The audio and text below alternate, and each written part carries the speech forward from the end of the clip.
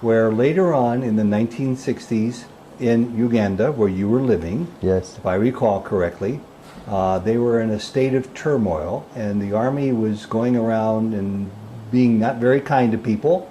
One soldier with a machine gun wanted to shoot you and kill you because he just wanted to. Tell us the story about how that came to pass and how Swami intervened Yes. and saved your life. See, that is a wonderful story. What happened, I completed my graduation in 1965. In between those 1960 to 65, I visited Puttaparthi 3 to 4, 5 times.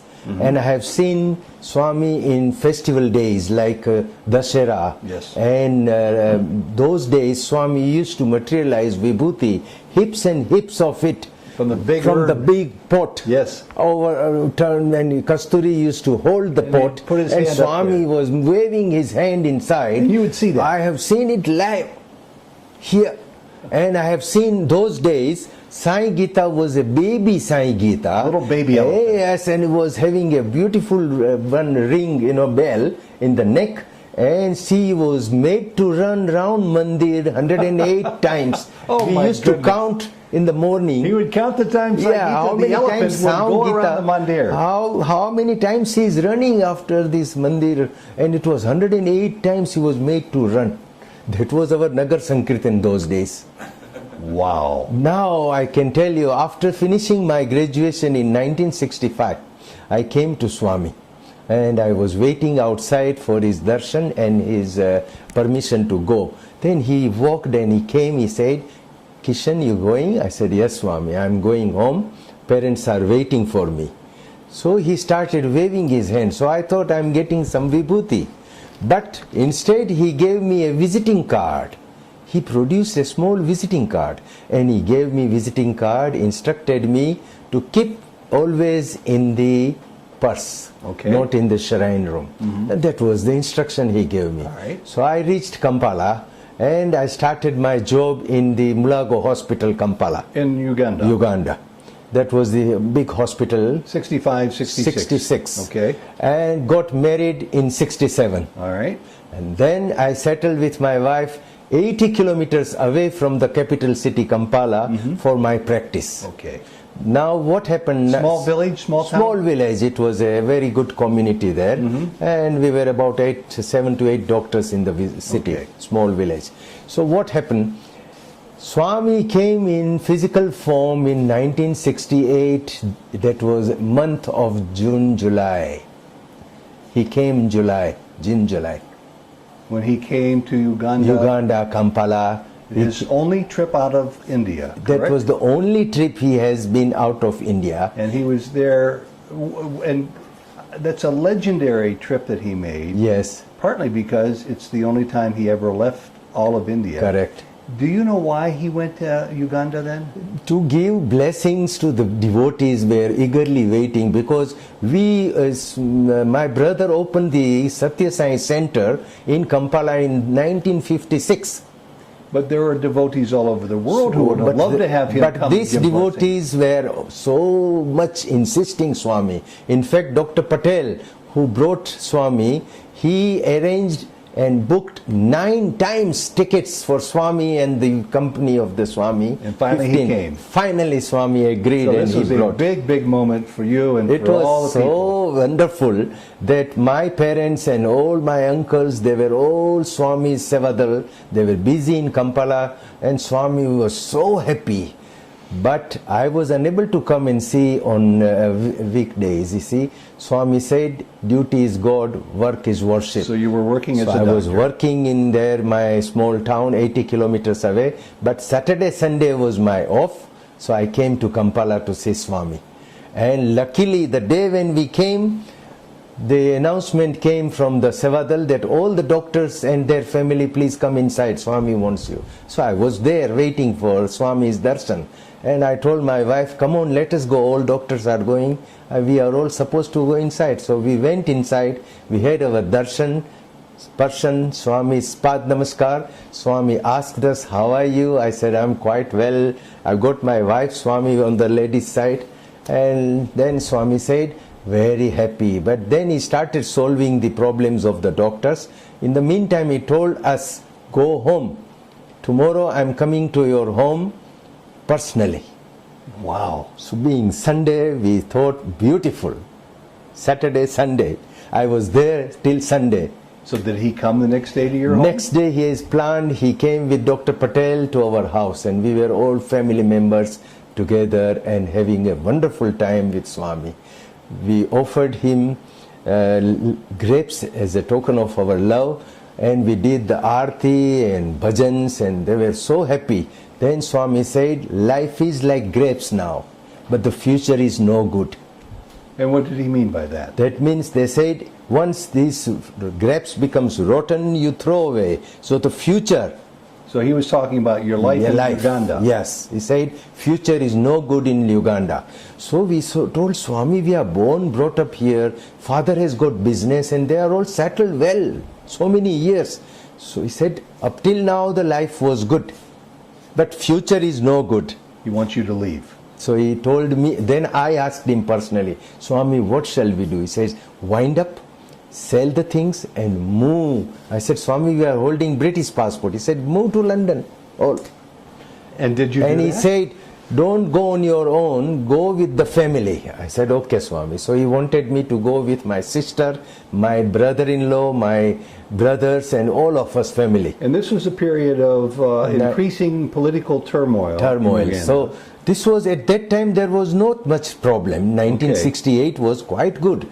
But Swami told us future, so I sold my practice, I sold my building, I sold my house, and I rented a house instead, and I transferred my money officially to London Bank. So you were preparing to leave. Yeah, I started preparing myself. And then what happened? And then I waited for my parents to pursue them, please let us go, till 1972.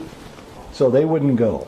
They say it's difficult to wind up, son, difficult to sell the business and difficult to wind up completely. And what was your father's business? He was having a cloth business, Okay, you know. so he had been there for many years. Many years. And he wouldn't find a buyer. He thought that it will be okay. There won't be more problem. You see, businessmen won't have any problem.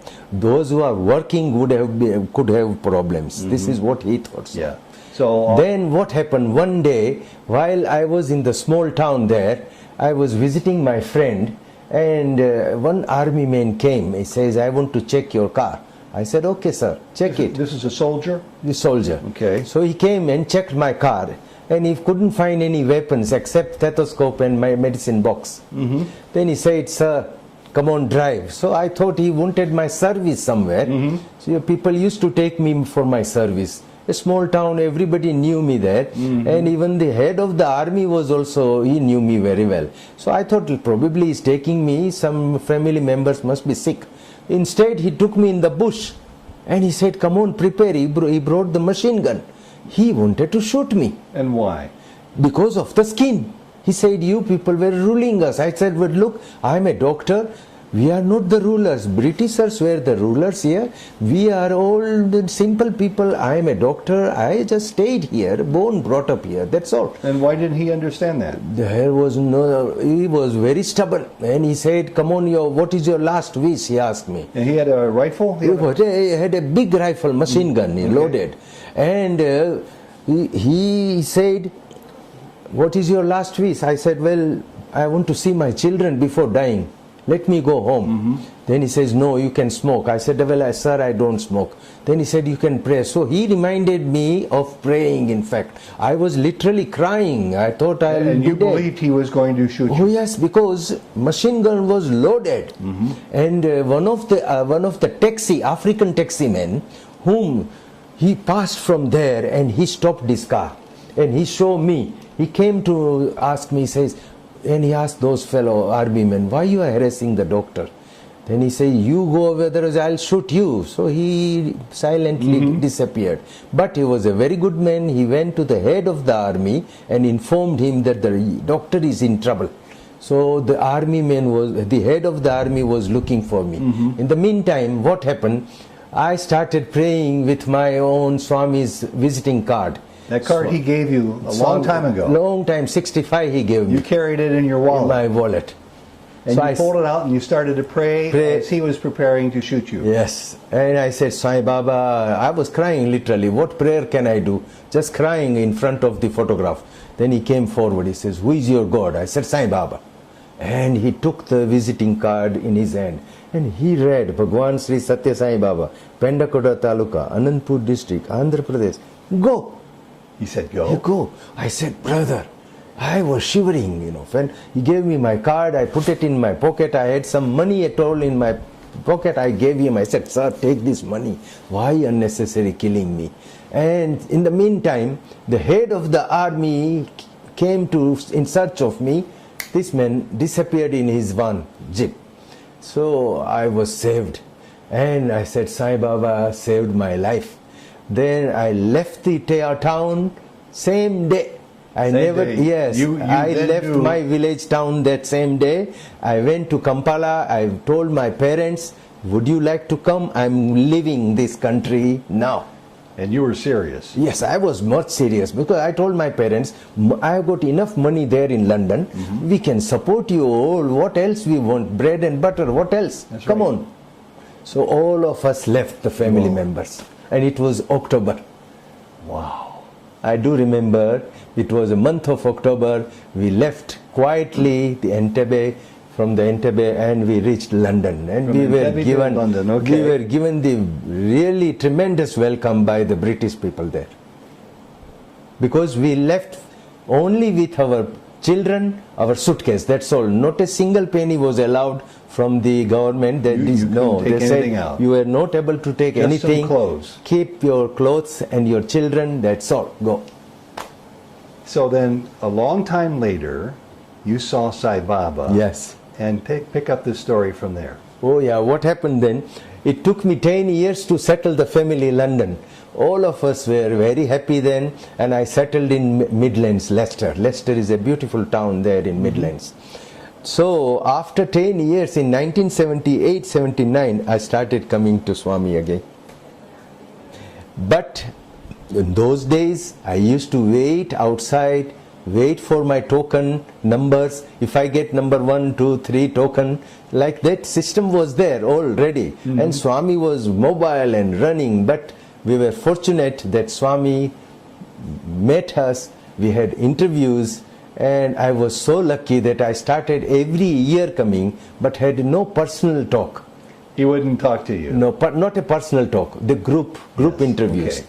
And we were so happy that even in 1980, when I brought whole family with me, my son, my daughters, my wife, we had a wonderful time with Swami, and Victor Kanu was with us, and we had 4 interviews that time. Swami was so merciful, and he said, Victor, I wanted you in this trip. Victor wanted to drop because of financial problem. Swami said, I gave you money, I wanted you to come down. So that's why he was there. That's why he was here, Swami said. And that was the love for Swami had for Victor also. This is before he started the school and the orphanage? Yes, this was in 1980. Oh my goodness. 1980. You go back so many years with so many legendary Baba and people. Recently, when 2002 or 3, I was in Whitefield in the tri-session. Swami, fortunately I was being as a guest inside the tri-session. In his home? Home, Swami's tri-session. That was in his home, while Swami was in Jula. Okay. And he said, Kishan, come on, give a talk. So Swami, then I said, Swami, can I narrate the story how you saved my life in Uganda? I said, narrate it. So this is the first time you had a chance to talk to Swami. After so many years, I was there to narrate the story, and I narrated whole this story, how Swami saved my life from a visiting card. After my talk, Swami gave a talk that is worth listening. Oh, I'd love to hear it. Swami then gave a talk. He said, the person who wanted to kill Krishna was very cruel. He killed so many innocent people. But the day when he read visiting card, I transformed his mind. This is what Swami said. And the person somehow, the day when he was transformed, he had a eager earning to get Swami's photograph, and he managed to get it from Kampala. He got it from you. Not from me, because then I left the country same day, isn't it? So his mind was transformed after he saw the picture of Sai Baba that you had. Yes. So somehow Swami then talked to us. He said he managed to get Swami's photograph from Kampala. It was easily available in those days. So then he started his own prayer, Sai Ram, Sai Ram, Sai Ram, Sai Ram. The soldier who was going to kill you. Soldier. And then Swami said, his prayer was so powerful. One day, while he was praying to me, there was somebody's laughing sound. So he thought, who is laughing? I am here with Sai Baba here in front of me.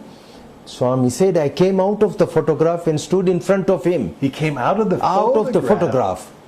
And he said, I am laughing. Come to Puttaparthi. Baba was the Baba then disappeared. Then Swami further narrated us. He said, that person managed to come to Puttaparthi. He was sitting on the sand. I called him for the interview, and as a token of love, I gave my robe.